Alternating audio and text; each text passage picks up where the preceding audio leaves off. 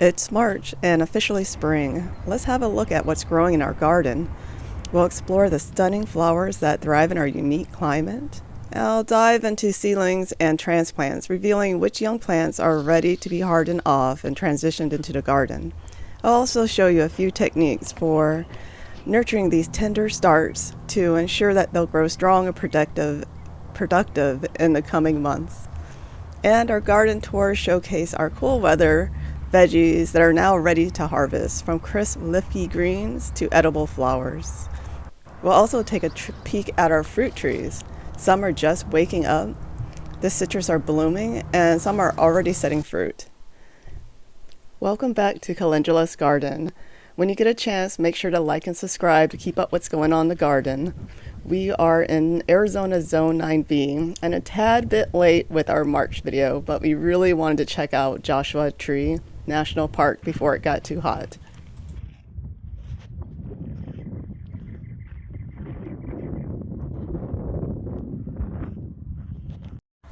But we're back and refreshed and already digging holes. One of our older sugarcane clumps was struggling this year, so we decided to remove it. In the root ball, we found quite a few grubs. The population has been exploding since last year, and I've noticed more plants are starting to struggle, so it's time to order some beneficial nematodes. In the meantime, we sprinkled some BT granules around, and then we plan to replace it with this beautiful honeysuckle to increase our summertime flowers. All right, let's see what else is going on in the garden. And it's more flowers. I'm letting our colors bloom, and it seems to be working out. It's bringing in more bees, and I love the yellow and purple contrast with the lace leaf lavender plants. I also included a lot of snapdragons and sage plants in, as well as a ton of calendulas. All of these are edible flowers, and they look great and taste great in salads. I found quite a few lantana plants, nice small ones. I didn't have to dig big holes, so I've been able to put them in all over the garden. And let's head in and look at our seedlings. Our warm months are coming up, so you can see on the tag there, these are from mid-February. And I have a mix of herbs, melons, and cucumbers. And of course, lots of tomatoes and flowers, zinnias and marigolds. Lots of cucumbers and gherkins are in there, and so far our pigeon peas and these little pots is going well. So I'll be able to transplant them directly into the garden. And I decided to try more herbs this year. Of course, a lot of basil and sunflowers. While we were on vacation, the sweet potatoes exploded and are super happy. So I'm not going to cut off slips. I'm just going to put the whole thing in their new 100-gallon bags. I'm going to start some sunflowers. Just started popping up. These are going to be microgreens just to mix it up. I always have peas. I wanted to try a different flavor profile. And outside we have our squash already hardening off, as well as a few mammoth sunflower seedlings. I like putting them over the AP system. It's a little bit more humid.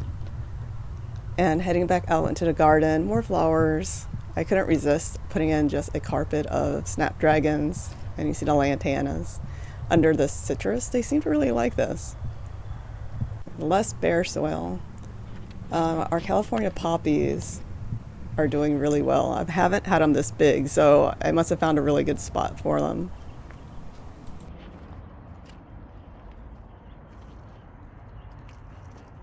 So this is officially my favorite raised garden bed. It's bursting with flowers and new growth.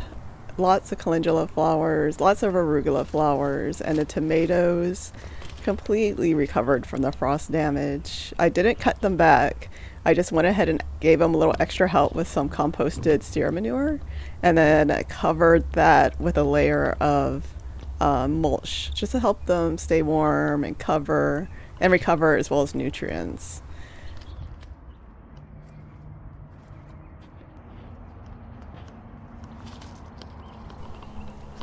The arugula is stunning here. It's really filling in the bed, and the calendula and arugula are really great companion plants to the tomatoes, as well as, you can't really see them right now, there's one. A garlic is mixed in there as well to help keep bugs back. Our basil cleary didn't make it, and then I trimmed back our lemongrass, and this basil is still going. This is the African blue, and the bees love it. Same with our dill plants, are growing great. Hopefully we'll get a few butterflies soon, as well as the little beneficial wasps that like to frequent it, as well as the native bees.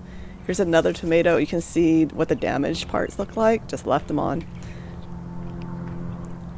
And over here in this bed is where I had a lot of Asian greens, and with the warmth coming on, I just let them bloom, and they're gorgeous. Very pretty flowers. The leaves actually don't turn bitter like a lot of other braising greens, so I just still pick them off. I just didn't want to pull them so I can have the opportunity to have the flowers and something, well, another nectar source during this time of year for our friends. And back here behind the shed, we have a mix of red and yellow potatoes in 20-gallon grow bags, and they're doing really well. Lots of onions all over this year, and lots of salad greens. And they're starting to bolt. I'm just going to let them go. Let them flower. Some of our fruit trees are waking up. These are fig tree and a mulberry, and then lots of calendula and garlic interplanted underneath the citrus that are in the ground. And again, some more salad greens, still kicking, doing great. And those are 10-gallon grow bags. These are shallots.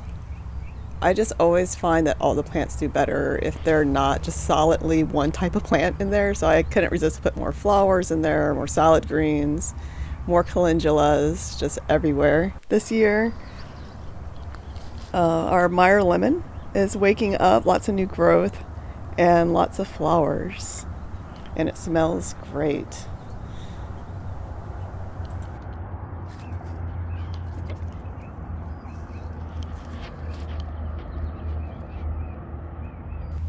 The heirloom collards did great in the summer heat last year, and they're just now starting to bloom. I was surprised, but they are delicious, and the flowers are gorgeous. The mulberries are doing great. This one is an everbearing, and it is covered. Apparently finally hit that mark. This is another very large, like a heading collard, and you can totally see it, almost a cabbage. And it has lots of flowers around it. So snapdragons, and that's a little bit of sorghum in the mix with them. And it looks like we have a volunteer Mexican sunflower right next door, so that'll be great. And these are the 100-gallon bags I have prepped for the sweet potatoes. One of our compost bags sprouted more potatoes, so I'll take it. This is another 100-gallon grow bag with beets in it. And this is another mix of herbs and flowers and veggies under the orange tree. Often these are referred to as like guilds or companion planting. Really helps the plants keep the soil active when it's cooler, as well as attract earthworms.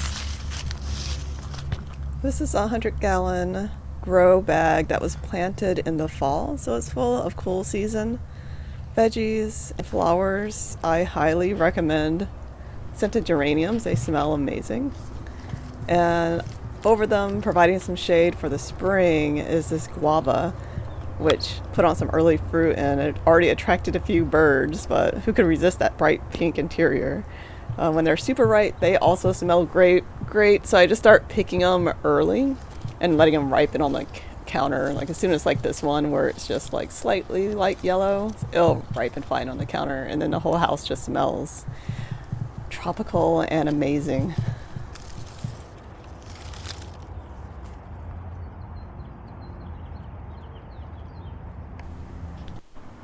And I feel so lucky to be graced with a hummingbird nest. We've always had feeders up, but I think we finally hit a acceptable number of flowers.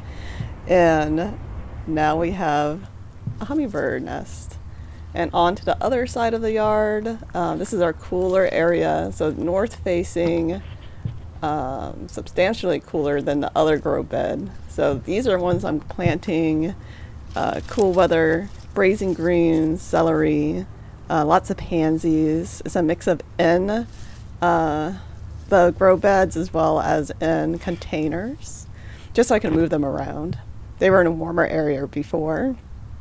So these should last much farther into the summer, hopefully, to provide us with some fresh greens. Lots of parsley. Where we had our Napa cabbage, those were starting to bolt, so I went ahead and harvested those, and now this is a row of burdock fruit. Also added in some carrot, and of course more flowers, and they're gorgeous. And eventually I'll have to thin those carrots. And it looks like we have one cauliflower hanging in. Will need to be harvested. And lots of kale.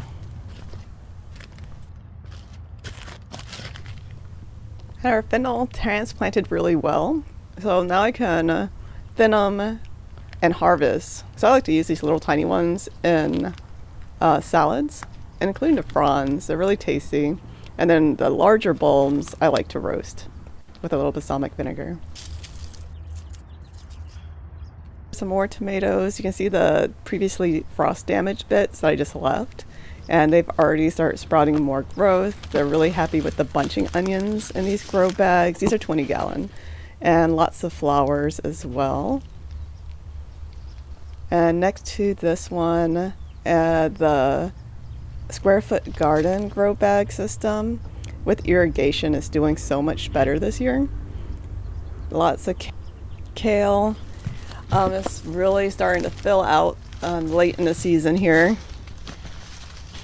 So I have a mix of the Russian, the Dino, and Portuguese, and then next to that some chard and the basil are intermixed underneath. They made it through the winter, but they're definitely starting to peter out. I like to let them flower and then go to seed. Hopefully I'll have some volunteers. But if anything, the flowers attract a lot of bees. The seeds are lots of little birds to feed on that. Hopefully it'll grab some bugs while they're there. And then this is our Pakistan mulberry.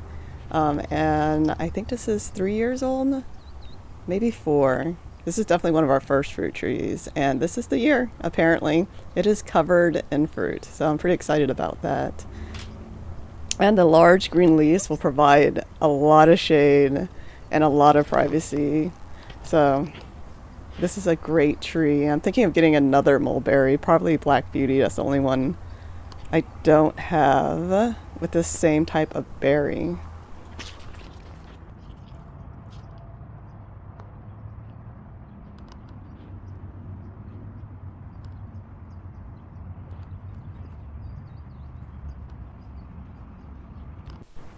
On to our desert area that we planted together this fall. The lantana are waking up, and a cactus are putting on new pads. It fell over during one of the rainstorms, and I was looking at the base, it's so narrow, so we both just decided it was best to leave it, and it already seems a lot happier.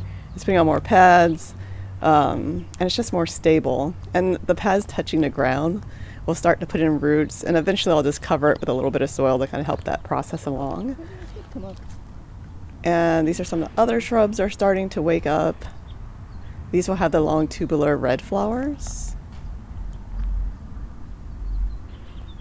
And across back here we have a Shangri-La mulberry.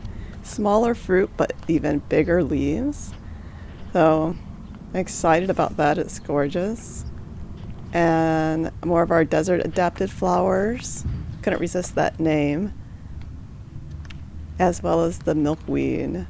And it has its obligatory aphid infestation. So it's still alive. This is just a thing, and I've noticed there are always yellow aphids. It's interesting. But I'm glad they made it. Bird of paradise coming back. There's a lot of pressure with Mama Hummingbird over there to make sure we have enough flowers around. And back over to our food forest area, the pomegranates not only woke up super fast this year, they're already putting on blossoms. And finally, some of our strawberries that are intermixed with the shallots are starting to set berries and are super tasty. This is actually a Chandler berry and always fun to find in a garden. It's a nice gardener snack. Well, thanks for hanging out. Happy gardening. See you next time.